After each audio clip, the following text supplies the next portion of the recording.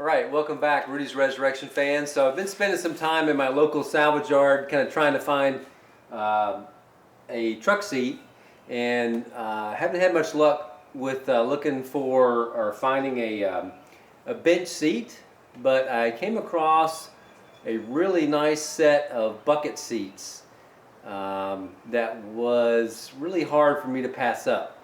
And I'd kind of been leaning toward possibly putting bucket seats in this truck, but now I'm kind of committed because I couldn't pass these seats up. These are 2012 Volkswagen Sport seats,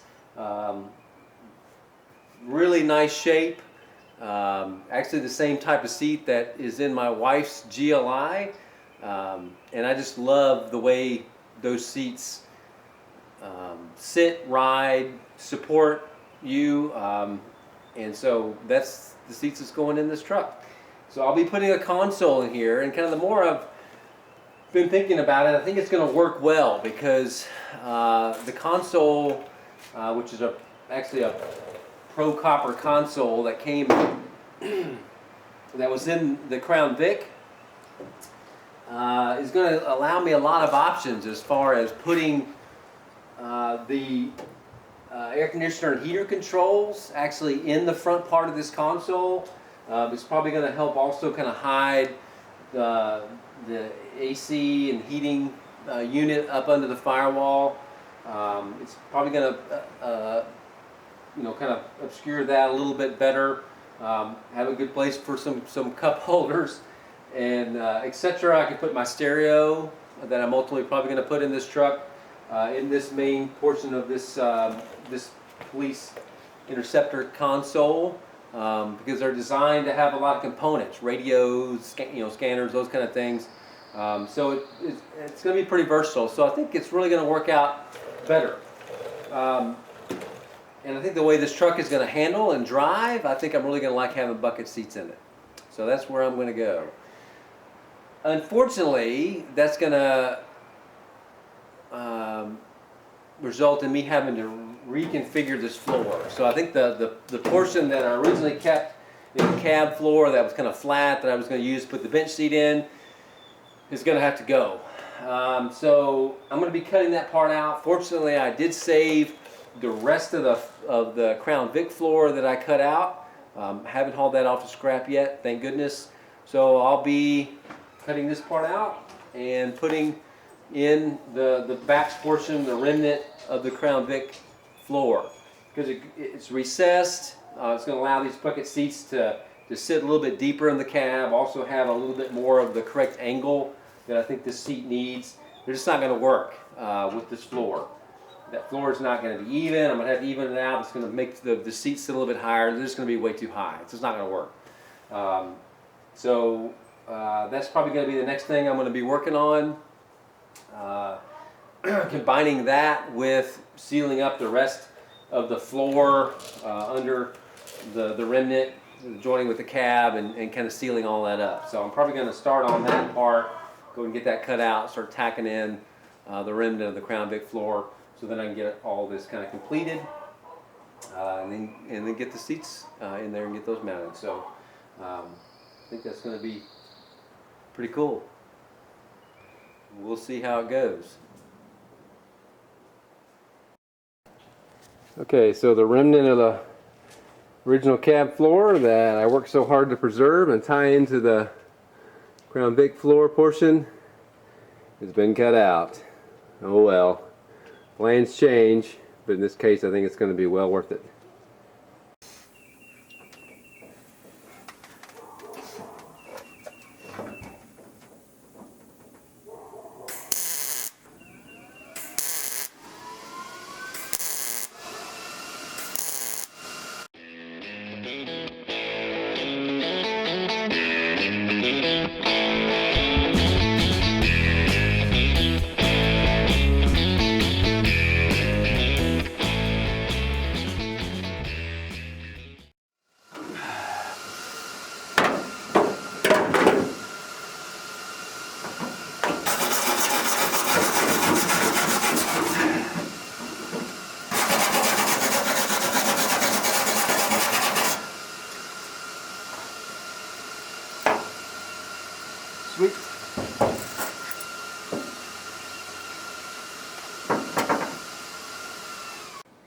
Okay, it's Sunday, April 8th, and I got the cab up on jack stands because I've been working kind of underneath it and then inside and working on the floor. And I've got the floor from the Crown Vic in, pieced in, and I'll kind of explain how I did this. Originally, when I had cut the Crown Vic floor off right about this level to kind of try to mate it up with the remnant in the cab, I'd saved the back part, fortunately. So I got the back portion and cut about a 6-inch strip, 6 to 7, it may have been 7 to 8 inches strip out, just right behind this brace right here where the seat mount bolts are. It took about a 7 or 8 inch strip out, and then I took the portion that comes vertical in the passenger footwell that kind of comes up under the seat, and I, with some persuasion, mated that back together with the flatter portion. And then when I cut the remnant of the cab out, which you saw from another clip there, I just cut it right below where this portion where the cab mounts are. I just basically welded that in there. So I've got that pretty much complete. The only thing that I've got left is these strips to seal up with this 1-inch square tubing. Comes from the A pillar back to the B pillar, and then where I had that original piece of square tubing, I cut that piece out, just moved it up forward, tied that in with this brace running across where the front seat mounts are, because this is reinforced where it goes all the way across, and so I just put another piece of square tubing in there to really just support that. And so I'm just going to seal this up, and then I'll be on to getting some seam sealing done. Just show you kind of down here what I ended up doing at the lower portion of the A pillar where it kind of joins with the Crown Vic portion. This is the lower portion of that cowl vent channel area, which I talked about in a previous episode. But what I had to do is just kind of close all this up to mate up with the rest of the cab to seal everything up. I had to put just another little tiny strip in here. So that's all mated together now. And if I kind of go around to the inside here, probably not going to be able to see very well. But that's kind of what it looks like from the underside, just from where I cut it off. Sorry, that's not very good. Let me get around this jack stand here and see if I can show that. Yeah, so that's the underside. That's kind of how everything looks. So once I get that strip in, it's going to be off to seam sealing and painting and get this cab mounted once and for all on the frame.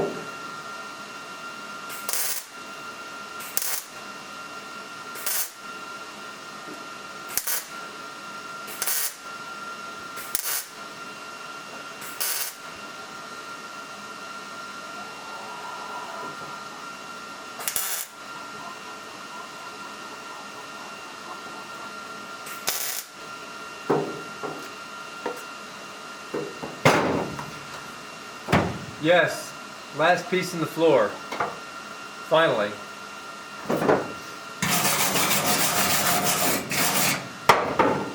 So I got these long strips in, and I had to kind of contour them a little bit, but they went in really nicely. This 18 gauge, I was able to kind of get them to bend sort of to the contour the floor, because the Crown Vic floor, you know, has a lot of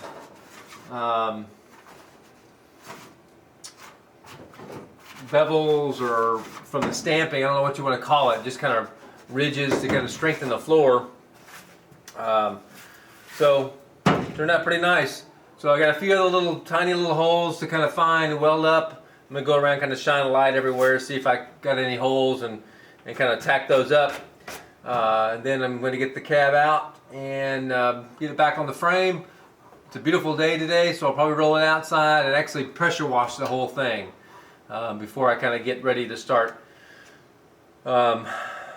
primering, seam sealing, putting my peel and seal in here. So I'm so happy to get all the floor in and all the holes filled and everything. This has been weighing on me for a long time, and I finally got it all together. So now I can actually start, you know, getting this cab on, and you know, getting the AC box and evaporator and everything back in, and really start seeing how this interior is going to start coming together. So rock on. So I just rolled Rudy out in the driveway and gave him a good power wash because he needed it. But the floor is complete, so that's the good news to report. Just shot some primer on it, on all the bare metal, and just power washed the floor out just so I can make sure all my seam sealer adheres well, and my sound deadener that I'm going to put in the cab. And so this is going to be the end of the cab mounting episode, because she's mounted and complete.